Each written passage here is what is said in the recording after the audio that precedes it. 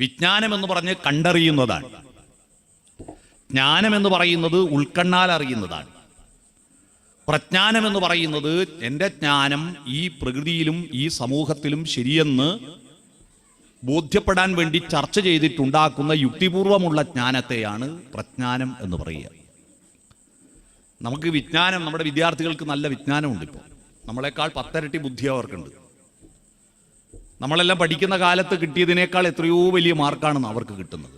നമ്മൾ പഠിക്കുമ്പോൾ 1-ാം ക്ലാസ്സിൽ 10 കുട്ടി ചേർന്നെങ്കിൽ 10-ലെത്തുമ്പോഴേക്ക് 5 തോറ്റിട്ട് നിർത്തിയിട്ടുണ്ടാവും പഠനം. ആ 5 10 എഴുതിയാൽ 2 ജയിക്കൂ. ആ ജയിക്കുന്നതാണെങ്കിൽ 600-ൽ 360 മാർക്ക്, അതായത് 60% മാർക്ക് കിട്ടിയ ഫസ്റ്റ് ക്ലാസ് എന്ന് പറയും അല്ലേ. എന്നാൽ ഇന്നത്തെ കുട്ടികൾ 1-ാം ക്ലാസ് 10 കുട്ടി ചേർന്നിട്ടുണ്ടെങ്കിൽ ജീവിച്ചിരിക്കുന്നുണ്ട് 10-ഉം 10-ലെത്തും ഇല്ലേ. പരീക്ഷ ഹാള് കയറിയിട്ടുണ്ട് 10-ഉം ജയിക്കുകയും ചെയ്യും. ജയിച്ചാലുള്ള മാർക്കോ 60%. നമ്മുടെ ഫസ്റ്റ് ക്ലാസ് എന്ന് പറഞ്ഞാൽ കുട്ടികൾ പറയും എന്ത് 60%? A+ 90 A 80, B+ 70. 60% എന്ന് പറഞ്ഞാൽ വെറും B മാത്രമാണ്. ആർക്ക് വേണത്? നമ്മുടെ കുട്ടികൾക്ക് വിജ്ഞാനം വളരെ നന്നായിട്ട് വർദ്ധിക്കുന്നുണ്ട്.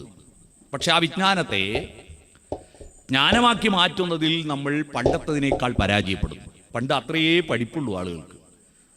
5-ാം ക്ലാസ്സും ഗുസ്തിയായിരുന്നു പണ്ട്. പക്ഷേ അനുഭവങ്ങളിലൂടെ, ചിന്തകളിലൂടെ ഉണ്ടാക്കുന്ന സ്വന്തമായ അനുഭവ അറിവുണ്ട്. ഈ അറിവ് ആണ് കുട്ടികൾക്ക് ഉപകാരപ്പെടുക. പക്ഷെ ആ അറിവിൻ്റെ കാര്യത്തിൽ നമ്മൾ വളരെ പുറകിലാണ്. ഞാൻ കുട്ടികളോട് ഒരു ചോദ്യം ചോദിക്കട്ടെ? ഒരു ചോദ്യം, പെട്ടെന്ന് ഉത്തരം പറയണം. കുട്ടികൾ മാത്രമല്ല, വലിയ ആളും എല്ലാം പറയണം കേട്ടോ. ചോദ്യത്തിൻ്റെ ഉത്തരം പെട്ടെന്ന് പറയണം. തേനുണ്ടാക്കുന്നത് ആരാണ്? തേനുണ്ടാക്കുന്ന ആരാ? തേനീച്ച. എല്ലാവരും ഉത്തരം പറഞ്ഞില്ലേ?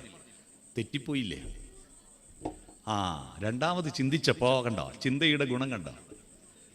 വിജ്ഞാനം ജ്ഞാനമായി മാറുന്നത് കണ്ടോ? ആദ്യം പറഞ്ഞു തേനീച്ചയാണെന്ന്, പിന്നെയാ മനസ്സിലായത് തേനീച്ച ഇതുവരെ ഒരു തുള്ളി തേനുണ്ടാക്കിയിട്ടില്ല. തേനുണ്ടാക്കാൻ പൂക്കൾക്കേ കഴിയൂ. ഒരു കുട്ടിയാ പറഞ്ഞു ആദ്യം പൂവാൻ. ആരാ പറഞ്ഞത്? ആരാ പൂവാന്ന് ആദ്യം പറഞ്ഞത്? എന്താ മോളെ പേര്? കൃഷ്ണേന്ദുവിനൊരു കയ്യടി കൊടുത്താട്ടെ. ഈ പൂക്കളിലെല്ലാം തേനീച്ചകൾ ഉണ്ടാകുന്നതിന് 3 കോടി വർഷങ്ങൾക്ക് മുമ്പ് ഈ ഭൂമിയിൽ പൂക്കൾ ഉണ്ടായിരുന്നു. ഇതിൻ്റെയൊക്കെ കണക്കിപ്പോൾ കൃത്യമായിട്ട് എത്ര കാലം മുമ്പ് ഏതൊക്കെ ജീവജാലങ്ങൾ, ഏതൊക്കെ സസ്യജാലങ്ങൾ ഉണ്ടായിട്ടുണ്ട് എന്ന് കൃത്യം കണക്ക് കിട്ടുന്ന ഒരു ശാസ്ത്രശാഖ വികസിപ്പിച്ചിട്ടുണ്ട്. അതിൻ്റെ അറിയാവോ? കാർബൺ ടെസ്റ്റ് എന്നതിന് പറയാം. ഏതോ പുരാതന കാലത്തുള്ള ഏതെങ്കിലും ഒരു വസ്തു കിട്ടിയാൽ ആ വസ്തു എത്ര കൊല്ലം പഴക്കമുള്ളതാണെന്ന്, ഇപ്പോൾ നിങ്ങളുടെ വീട്ടിലെ മരം എത്ര കൊല്ലം പഴക്കമുള്ളതാണെന്ന്, അല്ലെങ്കിൽ ഏതെങ്കിലും ഒരു അസ്ഥികൂടം കിട്ടിയാൽ മതി എത്ര കൊല്ലം പഴക്കമുള്ളതാണെന്ന് കൃത്യം കണ്ടെത്തും. അതിൻ്റെ പേരാണ് കാർബൺ ടെസ്റ്റ്. അപ്പോൾ പൂക്കൾ ഈ ഭൂമിയിൽ ജീവജാലങ്ങൾ എന്ന് പറഞ്ഞാൽ ജന്തു, പക്ഷി, മൃഗാദികൾ, ഈച്ച, പാറ്റ എന്നിവ ഉണ്ടാകുന്നതിന് 3 ലക്ഷം വർഷം മുമ്പ് സസ്യലതാദികളും പൂക്കളും ഉണ്ടായിരുന്നു. 3 കോടി വർഷം മുമ്പ്. അന്ന് പൂക്കളിലെ തേൻ ആരും കുടിച്ചിരുന്നില്ല. അത് മുഴുവൻ മണ്ണിൽ വീണുപോയി. ഇപ്പോഴും പൂവിലെല്ലാം തേനുണ്ട്. ആ തേനെല്ലാം തന്നെ ഉറുമ്പും ഈച്ചയും കുടിക്കുന്നില്ല. അതെല്ലാം മണ്ണിൽ തൂവിപ്പോകുന്നു. എന്നിട്ട് എന്തേ മണ്ണിന് മധുരമില്ലാത്ത? എത്ര കോടി ലിറ്റർ തേനാണ് മണ്ണിൽ ഇങ്ങനെ തൂവിപ്പോകുന്നത് അല്ലേ? എന്നിട്ടും എന്തുകൊണ്ട് മണ്ണിന് മധുരമില്ല?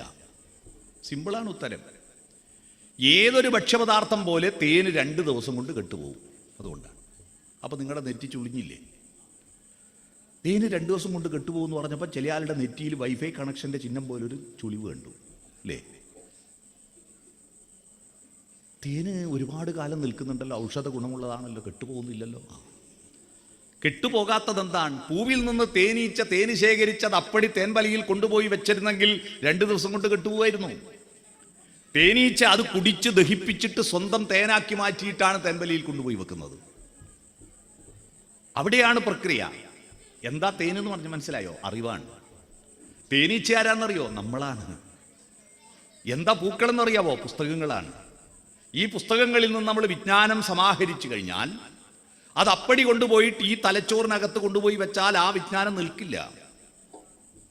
അത് നിൽക്കണമെങ്കിൽ നമ്മുടെ സ്വന്തം യുക്തിയും ബുദ്ധിയും ചാലിച്ചു ചേർത്തിട്ട്, സ്വന്തം ചിന്തകളും വികാരങ്ങളും ചാലിച്ചു ചേർത്തിട്ട് അത് സ്വന്തം തിരിച്ചറിവാക്കി മാറ്റുമ്പോഴാണ് അത് ജ്ഞാനമായി മാറുന്നത്.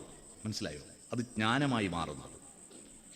നിങ്ങൾ ഇവിടുന്ന് മധുര എക്സ്പ്രസ്സിന് കയറിയിട്ട് ആലുവയിൽ നിന്ന് കയറിയിട്ട് നേരെ കൊല്ലത്തെത്തി. കൊല്ലത്തുനിന്ന് പിന്നെ ചെങ്കോട്ട പാത ഇടത്തോട്ട് തെറ്റിയിട്ട് കൊട്ടാരക്കര വഴി മധുരക്ക് പോയി. മധുരക്ക് നിന്ന് നിങ്ങൾ നേരെ തെങ്കാശി വന്നു. തെങ്കാശിക്ക് നിന്ന് നേരെ നിങ്ങൾ കോയമ്പത്തൂർ വന്നു. ഇത്രയും നിങ്ങൾ പോയിട്ട് കണ്ടതാണ്.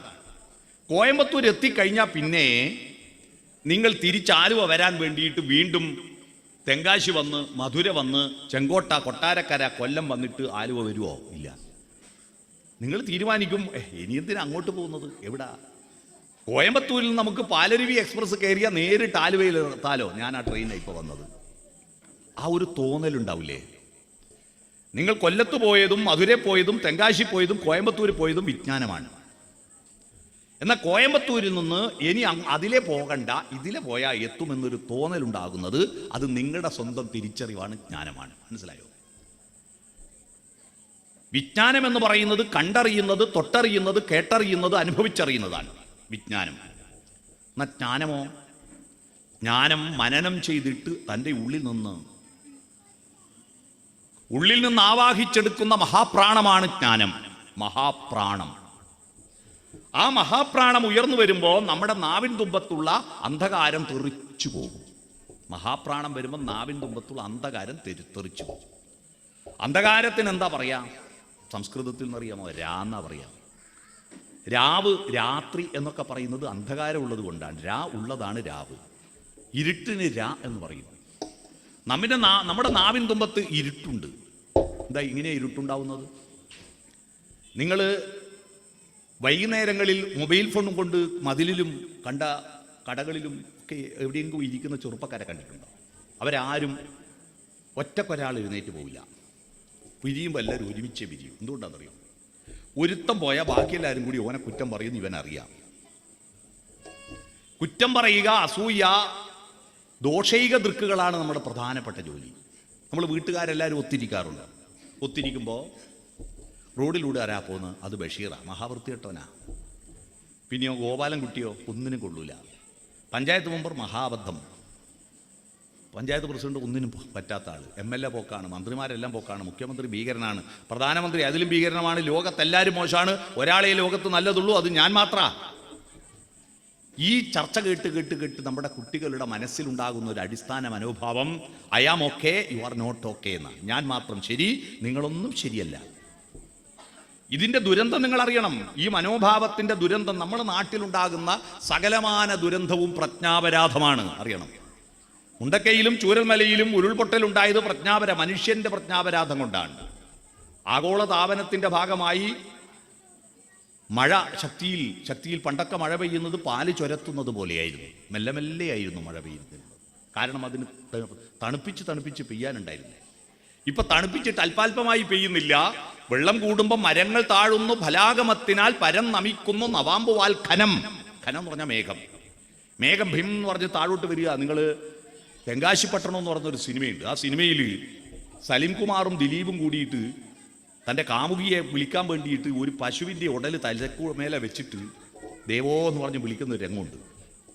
ആ രംഗത്ത് അവസാനം ഇത് പശുവിന് അടികൊള്ളുന്നു വന്നപ്പോൾ ഇവർ നേരെ ആലെ പോയി നിന്നു. പശുവാണെന്നുള്ള ധാരണയിൽ മച്ചാൻ വർഗീസ് പശുവിനെ കറക്കാൻ വേണ്ടിയിട്ട് അകിട് നോക്കുമ്പോൾ അകിടില്ല. ഇത് പശു അല്ലല്ലോ, ആളല്ലേ. അപ്പോൾ അകിട് കിട്ടാതിരിക്കുമ്പോൾ തിരിച്ചറിയൊന്ന് ഭയന്നിട്ട് ഗ്ലൗസ് ഉണ്ടല്ലോ, കൈക്കിടുന്ന ഗ്ലൗസ്, അത് ഊതി വീർപ്പിച്ച് കെട്ടിയിട്ട് താത്തു കൊടുത്തു ആര്? സലീം കുമാർ. അപ്പോൾ അകിട് കിട്ടിയല്ലോ. അകിട് പിടിച്ച് വലിക്കാൻ തുടങ്ങി ആര്? മച്ചാൻ വർഗീസ്. പിടിച്ച് വലിച്ചിട്ടും അകിട് കിട്ടാതപ്പോൾ ശക്തിയിൽ പിടിച്ച് വലിച്ചപ്പോൾ ഇയാളെ കയ്യിൽ നിന്ന് അതങ്ങ് വിട്ടുപോയി. അപ്പോൾ ഈ അകിട് ഒന്ന് ചടർന്ന് താഴോട്ട് വീണ കണ്ടിട്ട് മച്ചാൻ വർഗീസ് ബോധം കെട്ട് വീഴുന്ന രംഗമുണ്ട്. ഈ അകിട് ഒരുമിച്ച് താഴോട്ട് വീണാലുള്ള അവസ്ഥയില്ലേ, അതേപോലെയാണ് ഇപ്പം മേഘസ്ഫോടന മഴ. അറിയോ? ആകാശത്തെ മേഘങ്ങൾ അല്പാൽപമായി ചുരത്തുന്നതിന് പകരം ഒന്നിച്ച് താഴോട്ട് വരുമ്പോൾ അത് ഒന്നിച്ച് പെട്ടെന്ന് താങ്ങാൻ കരുത്തില്ലാതെയാണ് കുന്നുകൾ നിരങ്ങി താഴോട്ട് വന്നത്. അത് മനുഷ്യന്റെ പ്രജ്ഞാപരാധമാണ്. നമ്മുടെ വന്യമൃഗങ്ങളെല്ലാം നാട്ടിലേക്ക് ഇറങ്ങുന്നത് പ്രകൃതിയുടെ വികൃതിയല്ല. എൻ്റെ നാട്ടിലൊക്കെ ഏറ്റവും വലിയ പ്രശ്നം പന്നികൾ വർദ്ധിച്ചതാണ്. ഒരു കൃഷിയും നടക്കുന്നില്ല. കാട്ടുപന്നികൾ വർദ്ധിച്ചു. നാട്ടിലാണിപ്പോൾ കാട്ടുപന്നി, ഇപ്പം നാട്ടിലാണ്. ഈ കാട്ടുപന്നികൾ വർദ്ധിച്ചതിൻ്റെ കാരണം മനുഷ്യനാണ്. അങ്ങനെ പന്നി പെറ്റിട്ടാതെല്ലാം കുറുക്കന്മാർ തിന്നു കളിയായിരുന്നു. പന്നി പെറ്റിട്ട് പോയ കുറുക്കന്മാർ കാത്തു നിൽക്കും. പന്നിയുടെ വംശവർദ്ധനവ് തടയുന്ന കുറുക്കന്മാരാണ്. ഇപ്പൊ കുറുക്കന്മാർ കാട്ടിലിരിക്കുന്നില്ല. അവർക്ക് പന്നിക്കുട്ടികളെ വേണ്ട. കാരണം ഇഷ്ടംപോലെ ഇറച്ചീൻ്റെ ഒക്കെ വേസ്റ്റ് ഉണ്ട്. അതുകൊണ്ട് കുറുക്കന്മാരെല്ലാം ടൗണിലും നാട്ടിലുമാണ്. അതുകൊണ്ട് കാട്ടിലെ പന്നി പ്രസവിക്കുന്നോ നോക്കി കുറുക്കന്മാർ നോക്കുന്നില്ല. അതുകൊണ്ട് പന്നികളുടെ എണ്ണം വർദ്ധിച്ചു. നമ്മൾ ഈ വേസ്റ്റ് കൊണ്ടുപോയിട്ട് തള്ളുന്നത് കൊണ്ട് നമ്മുടെ മാംസോപയോഗം വർദ്ധിച്ചതിൻ്റെ ഭാഗമായി ഇഷ്ടംപോലെ വേസ്റ്റ് തിന്നാൻ കിട്ടിയപ്പോൾ കുറുക്കന്മാർ കാട്ടിൽ നിന്ന് നാട്ടിലേക്ക് ഇറങ്ങിയപ്പോൾ പന്നി വർദ്ധിച്ചു. മനസ്സിലായോ? അതും നമ്മുടെ പ്രജ്ഞാപരാധമാണ്.